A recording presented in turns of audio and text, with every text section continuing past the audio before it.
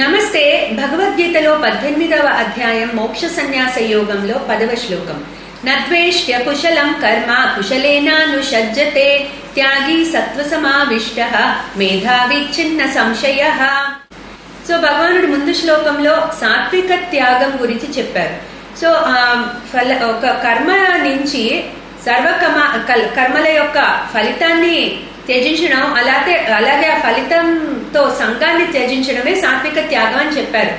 So అలాంటి సాత్విక త్యాగం చేసిన సాధకుడికి బుద్ధిలో సత్వగుణం పెరిగి మేధావిగా చెప్పబడుతున్నాడు. అతను మేధావి చిన్న సంశయ ప్లస్ అతడేంటి అన్ని సంశయాలు కూడా పోగొట్టుకున్న వాడవుతున్నాడు. అతడి కర్మల్ని అకుశలం కర్మ అంటున్నారు. నద్వేష్ట్య కుశలం కర్మ. అకుశలం కర్మ అంటే ఏ కర్మలైతే కామ్య కర్మలుగా చెప్పబడుతున్నాయో అటువంటి వాటిని అతను త్యజిస్తాడు, కానీ వాటిని ద్వేషించడు. నద్వేష్ట్య.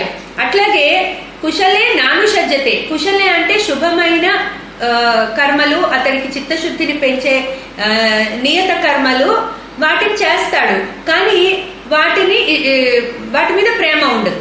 సో ఏంటి, నార్మల్ గా బ్యాలెన్స్డ్ గా ఉంటాడు.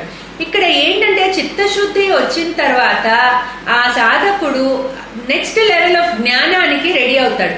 సో అది సాధనా చతుష్టయం తో అంటే వివేక వైరాగ్య శమాధి శక్తి సంపత్తి అట్లాగే ముముక్షుత్వ అనే సాధనా చతుష్టయంతో నెక్స్ట్ లెవెల్లో జ్ఞాన మార్గంలోకి ఎంటర్ అయ్యి శ్రవణ మనన నిధిధ్యాసంతో అతను రియలైజేషన్ పొందగలుగుతాడు. సో ఈ రూట్ అతనికి క్లియర్ అవ్వాలి అంటే ఫస్ట్ పాయింట్ చిత్తశుద్ధి కావాలి. ఆ తర్వాత అతను మేధావి అంటే ఆ లాస్ట్ పాయింట్ రియలైజేషన్ కూడా అందుకోగలుగుతాడు అని భగవాను ఎప్పుడు అతనికి ఈ ప్రాసెస్ లో అతని డౌట్స్ అన్ని కూడా క్లియర్ అయిపోతాయి అని చెప్పి భగవానుడు చెప్తున్నారు. క్లీన్ కృష్ణాయనం.